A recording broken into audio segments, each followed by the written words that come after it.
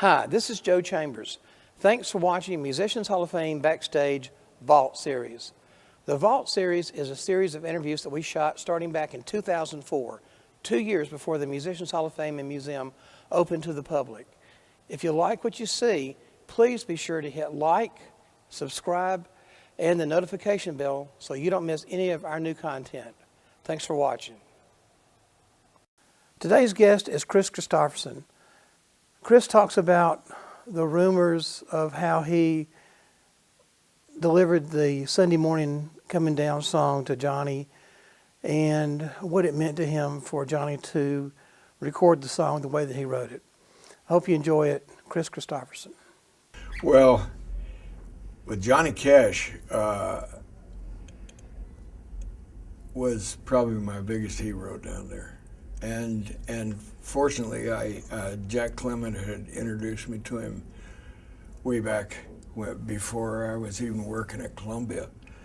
And so in fact, he showed him a letter that I had read in Fred's office from my parents disowning me, you know.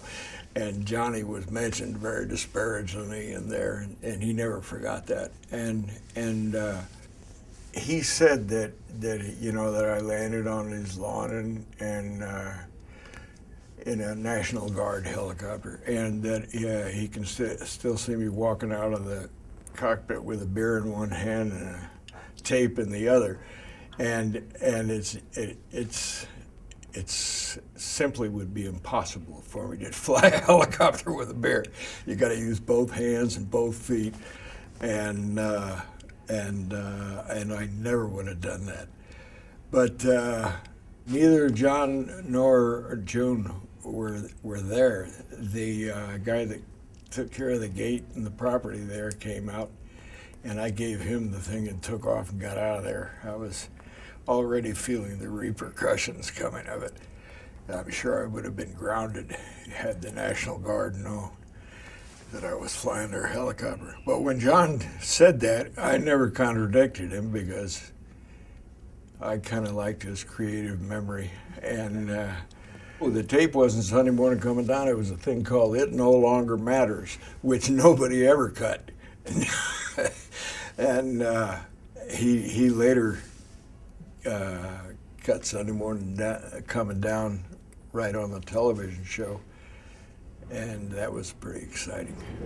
But that was the big jump for me.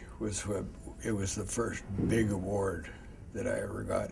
They were having an argument about whether he could say stoned, and I remember all these people sitting around coming up with alternatives, saying you could say wishing, Lord, that I was home, and I didn't really say anything because I didn't want to put John on the spot, you know. So, but he could tell, and he said, "What do you think?" And I said, "I don't think it means the same thing. Wishing you were home or wishing you were stoned." I didn't know which he was going to do, and I was up in the balcony watching it when they filmed, and he got to that line and he looked right up at me and said, "Wishing Lord that I was stoned." And he saved the song because it never would have been as strong without that. And I've always felt that he was kind of the stepfather of the song there. Ray Stevens cut the first version of it. That's where he got it, and it was beautiful.